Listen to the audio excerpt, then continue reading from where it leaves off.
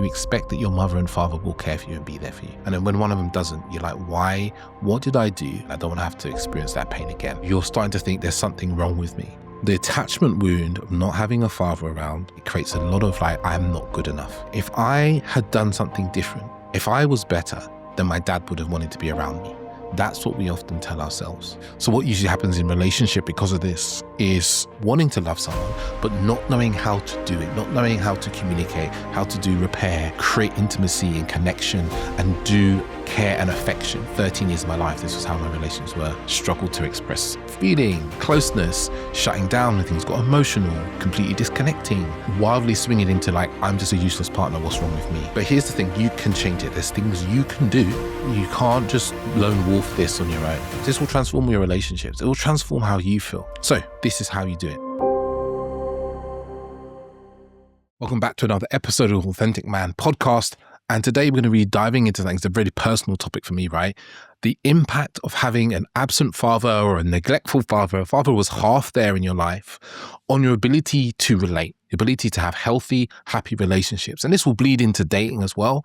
But really what I'm focused on is the relationship aspect, because this is what I experienced, right? This is what many of my clients come to me with, where they are having the same experiences, where they get into relationships and they keep having the same patterns, right?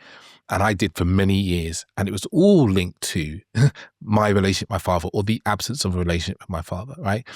Full disclosure here, he was in my life. He wasn't like super present. He wasn't kind of emotionally there.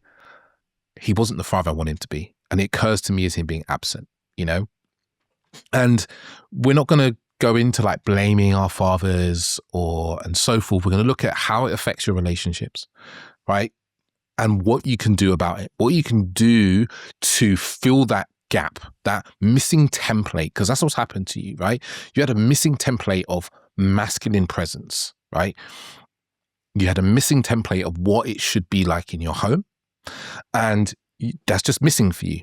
Like it's like a void, like a gap in your learning. If you're a programmer, it's like a gap in the code, right? It's like a few missing classes and documents, right? And this is what I felt. I felt this whole, I used to go to cricket. I played a lot of cricket, if you don't know.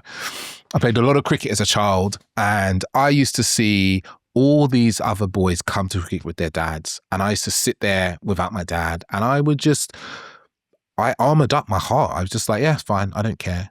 I get to be free here, right? Because it's easier for a young boy to go to ambivalence or frustration or anger than to feel the actual pain, right? So for you, your father might have been in your life sometimes. He might have been divorced from your mother, right? And you saw him infrequently, right? Or he might have been an alcoholic or a drunk, so he was in your life infrequently. That's something that comes up. Or he may have left your mother before you were even born. You may have never met him, or you may have met him once or twice. I generally find that these are the aspects and impacts. What I find that shifts this is if you had like a stepfather, or you had a masculine presence that was consistent, and you could see them kind of how they lived and feel them quite deeply. So sometimes it's a grandfather, sometimes it's a stepfather, sometimes it's even an uncle that's really around, or just a man that your mother is friends with, or men in the community, you know, that can do this. But still, I see often with men, there's some sort of lack, some sort of hole in there. So what's the first thing that really come up for me is that you don't have a lived experience, and I said this before, a lived experience of like masculine energy in a relationship, masculine relational like capacity. You just don't have that. You don't know what it looks like, especially if you've had a single mother like myself. We grew up with a single mother. Like you just see a woman that does everything, you know, and you have no kind of lines between, okay, this is what a dad does in the house and this is what a mum does in the house. You don't have that, right? So what often happens is you become very independent as a boy, as a man, right? Because you've seen the imprint of doing everything. So sometimes there's a struggle of allowing women to do things for you as well because you're so independent. But what this lack of masculine relational leadership, right? So you don't have the leadership capacity, right? You don't have all those. It means that you struggle to stay like present, emotionally present under difficulty and stress, right? You eject, you collapse, you get super reactive. Conflict is something you never really learn. You never learn healthy conflict. You never learn like how to express desire and boundaries and repair, how to do repair. That's something that happens a lot. Like I never learned how to do repair because you never see it. Because ultimately what's happening is your nervous system doesn't get an experience of this kind of regulated masculine energy, regulated masculine presence. A man who is grounded and is there and brings a level of calm and can regulate other people, can co-regulate with you as a child, co-regulate with a mother. You don't learn that. You don't see it. So often this leads to men who are either like overly passive and overly accommodating, or they swing the other way where they're like super rigid, controlling and emotionally shut down. And that was definitely me. You know, I wouldn't say I was controlled. I controlled myself. I was very rigid. I was very emotionally shut down, right? And then for some men, there can be an oscillation between the two. It's like a swinging between those two things. Because ultimately what it is deep in your nervous system. You didn't get an imprint. You know, you didn't get that energy around you consistently of this masculine presence who would be calm, who would regulate people, who would create structure, would create order. So you don't have that capacity to do so, right? The second one is really about attachment, right? What I see with men who've had absent fathers, see myself, is there's very rarely do you meet a man who's had an absent father who is securely attached. Yeah? That's been my experience. Most of them, for me, I notice they fall into being avoidant, right? There's some level of like dismissive avoidant, and sometimes there's a bit of anxiousness in there, like an anxious avoidant halfway, or that's usually what I see, or what's it called? Fearful avoidant. But what you learn as a child is that like you can't trust men. One, you can't trust men, and two, you can't cross closeness. Yeah, especially if you had a father who would come in and out of your life. Create this unpredictability. Like, you know, I can't rely upon others. Yeah, upon men, which starts to kind of internalize, and you create the same thing for yourself later in life, right? You don't trust this closeness without being hurt. So what this kind of creates is this like, you know, you're going to be avoidance, you're going to struggle with the standard avoidance stuff like myself, like I talk about in a lot of my podcast episodes. You're going to have difficulty with kind of tolerating emotional closeness and dependency, right? You're going to be hyper independent. You might struggle with partners who are looking for reassurance because you don't learn how to give reassurance. One of the things we do as a masculine partner is provide reassurance to the people around us. For so many years, when my partners would ask for reassurance, I'd just be like, why do you need to be told what you already know? I just say this all the time. Why do you need to be told what you already know? I told you I loved you last week. Why do I need to say it again? Because the reassurance felt stupid to me, right? But it was also hiding that I never got that reassurance from a man. I never got reassurance from my father of like, you're great, you're good, you can do well in life, you know? So giving it to other people felt really foreign, you know? I'll add in that for a lot of men with absent fathers, what I notice is an inability to express love and affection. Yeah, this is still inside this attachment piece. There's inability to express love and affection. They struggle to express love and affection. It feels clunky. It feels uncomfortable, right? Because they never saw it, right? They never saw a man doing it in front of them, right? And it's not that they only need to see a man doing it in front of them. Well, to some degree, they do. Your little nervous system just soaks it in, right? So it falls under a lot of these kind of avoidant pieces, right? And then there's a freedom aspect, right? There's this kind of aspect I see in avoidant men as like chasing freedom, wanting to feel free, wanting to be free all the time, right? Wanting to be free, chasing freedom. Yeah. And this directly comes from this kind of avoidance and this attachment wound that happens. The next piece that I often see is around performance. And this is often what comes is that the attachment wound of not having a father around, having an absent father, it almost creates this like feeling. I think it creates a lot of like, I'm not good enough. There must be something wrong with me.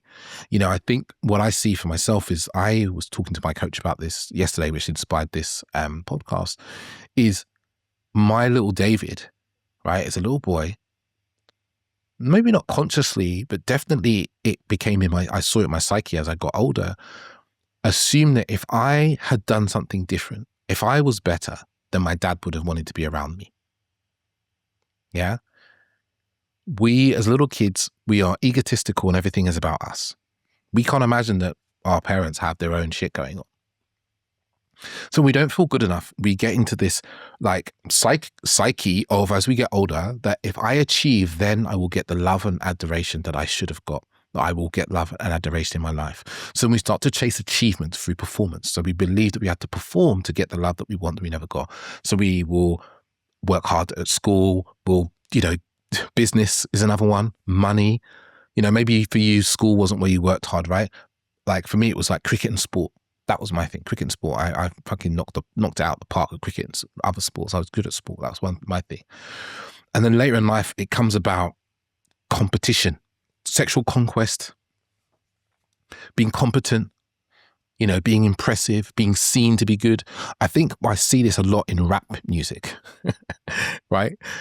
What you hear is a lot of men talking about boasting about their lives and how impressive they were, how much cocaine they've sold and how many women they've got and what those women look like. This kind of giving this idea that their identity is built around their performance and their ability to show this. And like I said, I see this as something that comes in a lot with men, is these men who come to me, because I coach quite a few men with absent fathers, is that they are often quite successful. Quite a few of the ones that come to me, I provide a premium service and they come to me and they're quite successful.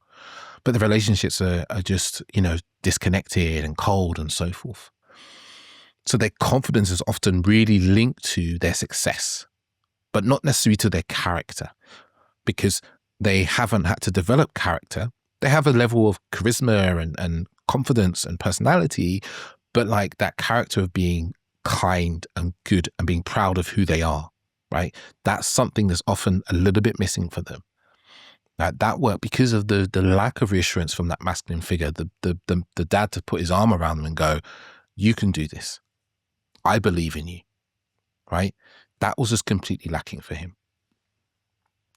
So what usually happens in relationship because of this is a kind of performance in relationship, trying to do all the things right.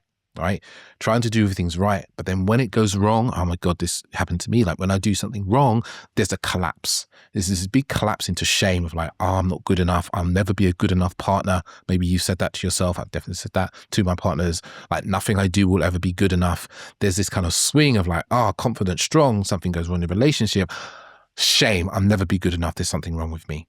They're back into that, like this, I'm not good enough, right? It's just kind of baked into the experience. The next one up here, this is really personal for me, is like this inability to be with emotions and emotional intensity, right? What we kind of learn, is happening around us all the time. This learning for boys and men to suppress emotion and push emotion away and down and to ignore. But for the man who's grown up with an absent father, is we haven't got that co-regulation I mentioned before, right? From a man, from a masculine symbol, right? From that kind of archetype of father that teaches us regulation.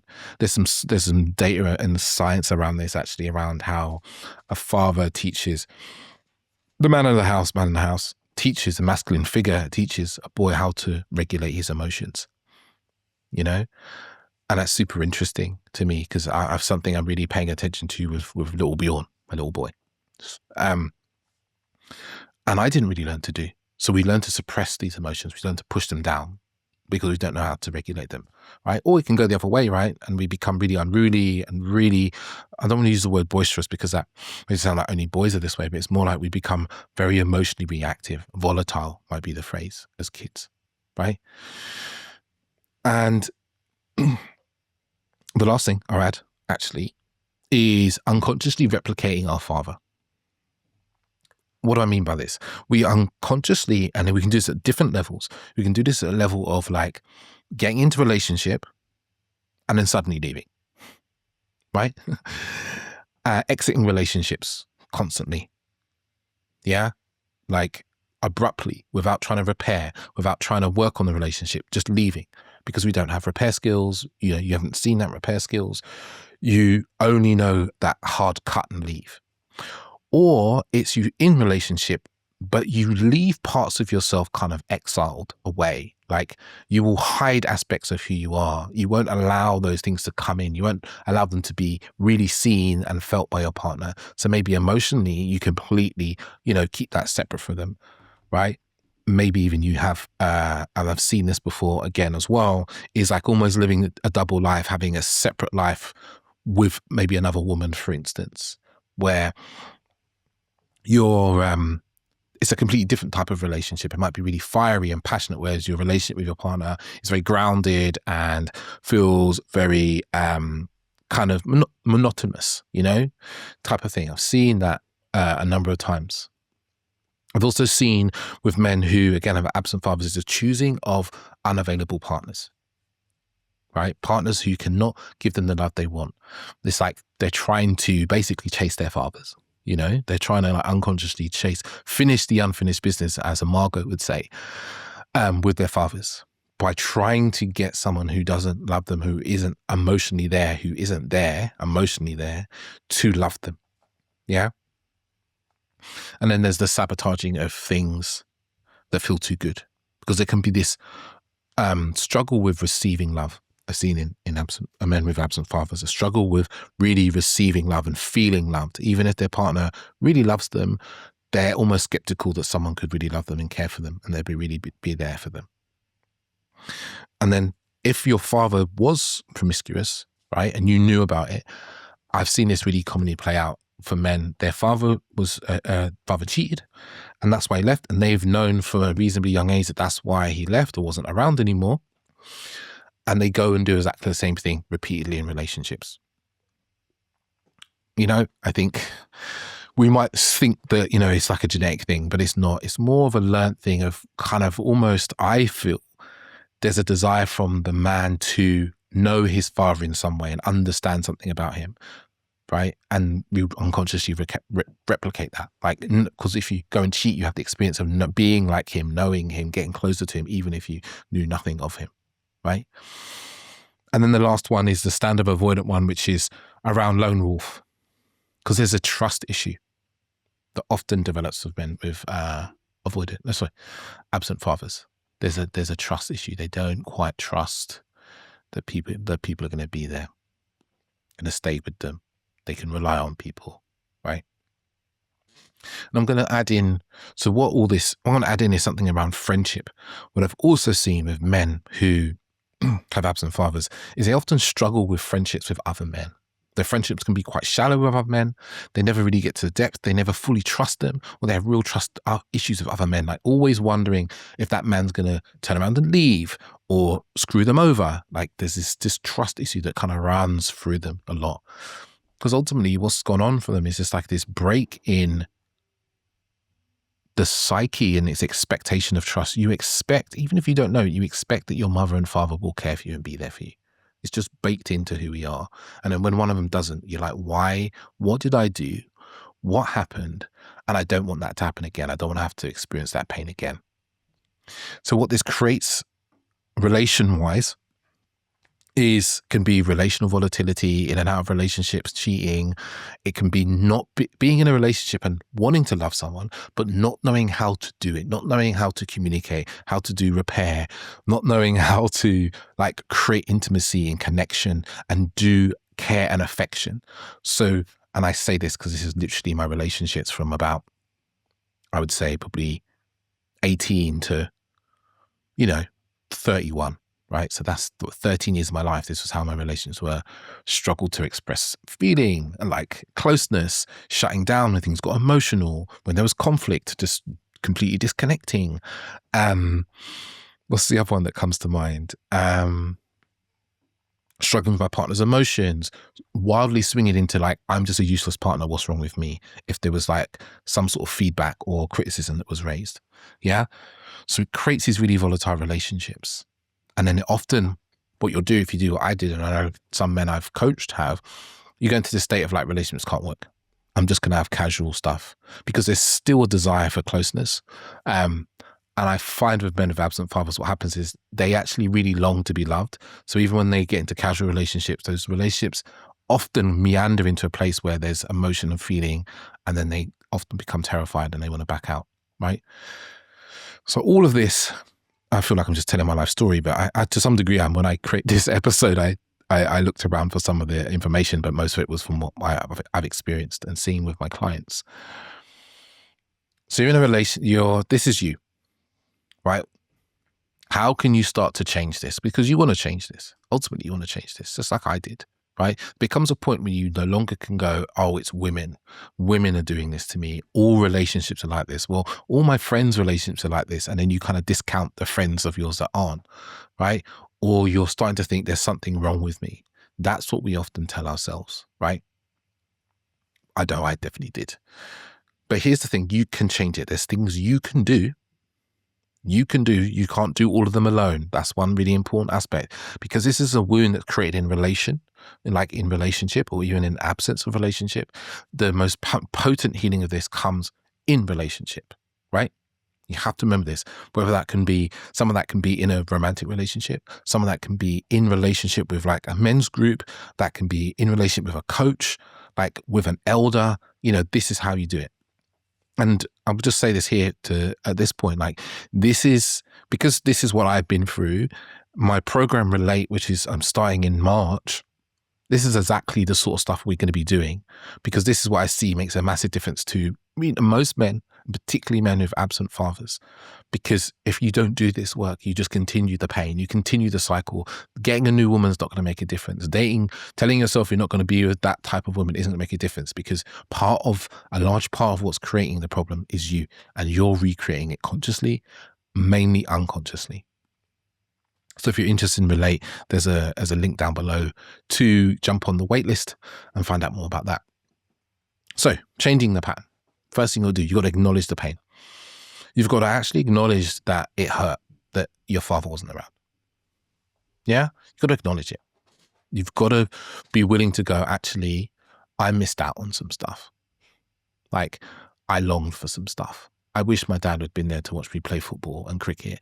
And I wish I had a dad who kicked the ball on the field with me, or a dad who showed up to various school things and I could introduce to my girlfriends and ask him for advice, or teach me how to shave. Just acknowledge it and feel it, because like it's hard. Like even as I'm telling you now, I'm like, oh yeah, these are all the things. Why I really feel this now is because these are the things I'm so determined to teach my son. Like I want to teach him photography. I want to teach him how to like push weights. I want to teach him how to like plan a trip, whether that's a trip abroad. I want to teach him about traveling the world and different cultures and like all these things that I've learned myself, right? So when I feel that, I'm like, man, that was missing for me. But I also in this moment now feel the joy of being able to pass that on to my son. So you've got to take some time to do that. And that can be in conversation. You don't just go, oh, I feel it, it's done. It isn't. There's often waves of it, and it's often cyclical over time. Next thing, and these aren't necessarily in order at this point. I think feeling it is a really important one, but this one, you have to acknowledge where you and your father are similar. This can be really fucking difficult. This took me a lot of years, and I still see strands, because I still speak to my father. I spoke to him a couple of days ago. Strands of it, because it's hard, especially if there were people in your life that knew him. If your father was totally absent and no one knew him and couldn't tell you anything about him, right? This can be really difficult to do, obviously, for obvious reasons. But if there's people who remember him, like your mother might remember him, or some of your family members might remember him, right? And depending, you can ask them, like, what he was like, how the two of you are similar, I have very similar mannerisms to my dad and so forth. And I think acknowledging this, because often what I was doing in my life was I just don't want to be like him. I want to be the opposite to him, and actually led me to being more similar to him in ways. Yeah. Because I was just so focused on not being like him. My blinkers were like, don't be like him, don't be like him, don't be like him. And I crashed into the trees, like the skiers say. If I had a ski instructor for a client, he said, if you look at the trees, he told people, don't look at the trees when you're skiing, look at the snow. They look at the trees and then they just find themselves hitting they find themselves hitting the trees. Another piece I think is really important to this to start to do the healing work is inner child work, right? Going back to those childhood memories of longing, neglect, not being seen, not being cared for in the way that you wanted, not being taught in the way that you wanted, and reparenting. So that can look like meditations and breath works and journaling and so forth. And there's a lot of information about inner child work online, but also in therapy space as well. The inner child work to go back to that child and give that child what it needed. And then bringing that forward now and start to give yourself what you needed that you didn't get then. Yeah, because there's still a longing for you, even if you don't fully acknowledge it right now, of getting some of the nourishment that you get from a father. So giving that to yourself now. Yeah. Another thing you need to do is you need to start being in the presence of men, like the masculine presence of men who can bring the energy of like groundedness, safety, all the things that you struggle with or you're missing out on. Yeah. So if that is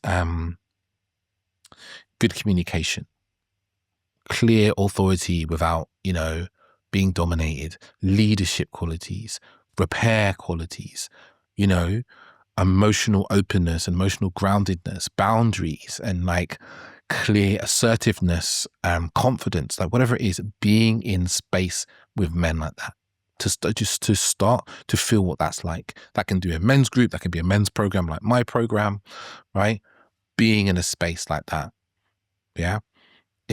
Because you're learning, not just, it doesn't have to always be you're learning directly, but your body is learning what it feels like to be in the presence of. Because the chances are you've avoided being in the presence of men like that. They might feel intimidating, they might feel off, they might feel weird. Right? So it's starting to come into spaces where you do that. And sometimes those men will be the same age as you. They won't be older than you. Right?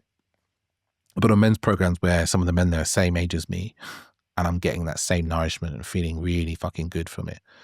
Right? Feeling in your body, just being around good men who have clarity of purpose and direction in their lives, right? But also they're emotionally intelligent, emotionally wise, have discernment. Very, very important.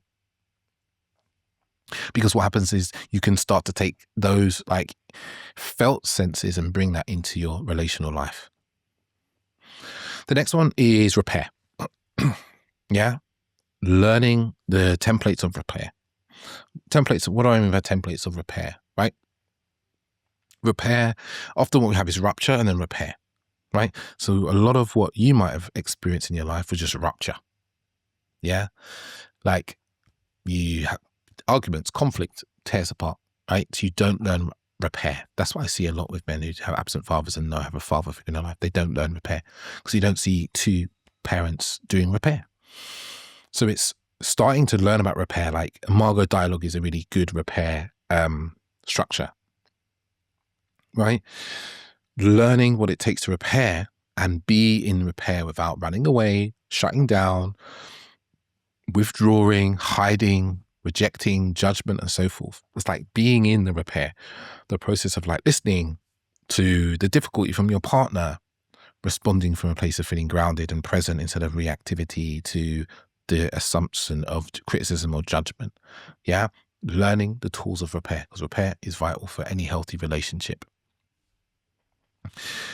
The next piece is something that, again, I do with men all the time, which is increasing our capacity, right? Increasing our capacity for emotional charge. John Wyland or David Day would say, increasing your capacity to hold massive amounts of energy. Yeah.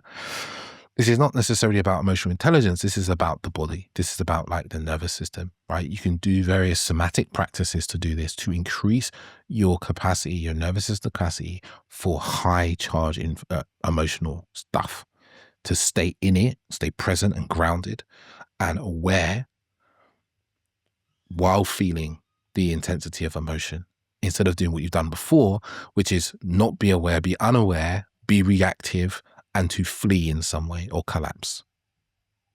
Because when you start to build up this capacity, you can take that into relationships when your partner's sitting in front of you and she's telling you about something you've done wrong. Instead of, you'll notice is the urge in your body to run away, but you have the capacity to ground yourself and go, no, I'm not going anywhere, I'm staying here. Instead of being overcome by that feeling of wanting to run away. Yeah. It's a very, very important thing to do. There's modalities, there's There's meditative practices to do, but there's a bunch of practices that I take men through in my programs and in my one-to-one to help them grow in their capacity to do this, right?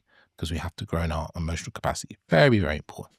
One of the things I think can be really important with reparenting is mentorship.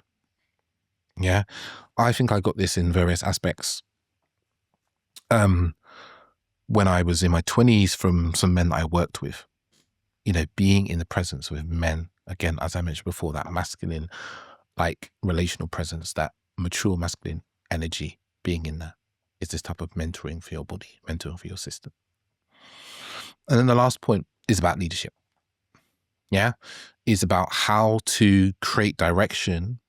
Sometimes it's in your life, but predominantly we're talking about relationships, in your relationship, without it being kind of control or it being abdication of leadership, right? Abdication of leadership where you hand leadership over to someone else.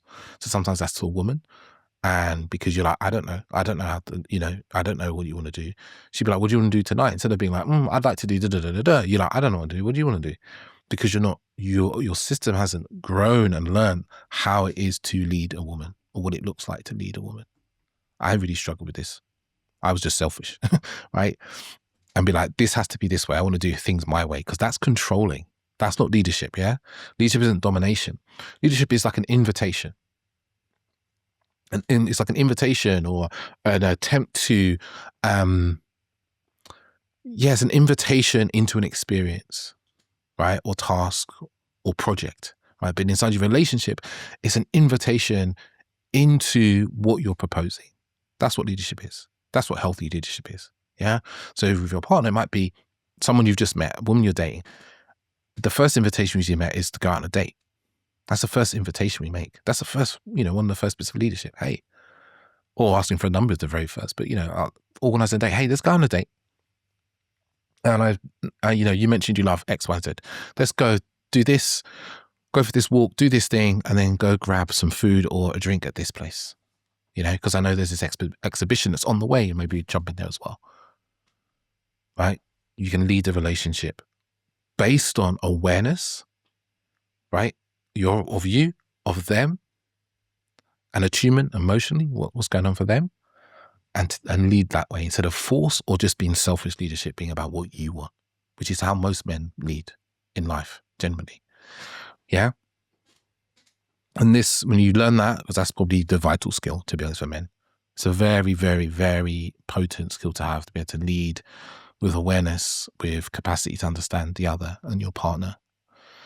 And then we'll start to have healthy relationships. This will transform your relationships. It will transform how you feel. But as you notice, most of these things are things to do in relation to other people.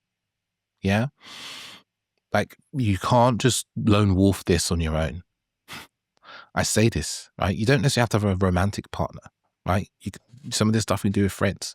You can find men, like I said, men's groups and so forth, and do a lot of this. Practicing repair, you can even do this with friends, because there ends up being ruptures with friendships or family members. The somatic work, you can do a lot of that on your own, and some of it, if you can do it partnered, is even more potent. Again, I do that in my men's programs, and I do it in the couples work I do when we also work together. Yeah. So it's really potent, really makes a difference. I guess maybe if there's one more thing to throw in, I think it's kind of embedded in there, is shadow work. To dive into your own shadow, to understand what the shadow is, like how it plays its part, how it gets reactive, how it gets triggered, because then you start to have some understanding in there as well. And the shadow work should include some work around the inner critic, which is often active in men who didn't have a man in their life to give them a healthy narrative for them to install in their minds. Right, I'm going to finish up there. Really enjoyed this. It's a really, like I said, it's a really close to home topic for me and what I see of a lot of men that I work with. As I said, I've got Relate starting in March. If you're interested, there's a waitlist down below. Put yourself there. You get some wonderful bonuses by being early. I'll tell you this, I'm already, the intake, there's a particular number of intake. We're already at the point of double that. So if you want to be involved, you want to get in now, because if you leave it, right, you'll miss out on the founder's price, right? It's a 7-month program, by the way. I didn't mention that. 7-month program of really teaching the skills, presence, awareness, moving through your own patterns, understanding polarity, that masculine and feminine dance, understanding women, your emotions, their emotions, how you can bring those together, self-leadership, and also sexual leadership, how you can bring all that together, because those are the building blocks of relationship. That's what made my relationship great, when I could do those things. So I'm going to teach you those, not just like through words. There's also going to be, like you said, there's practices that you bring in, the nervous system training that I mentioned, the capacity increasing that we will do inside that program. And there'll be an incredible group of men journeying together. So if you're interested, like I said, down below, there's a wait list. And until next time, ciao, ciao.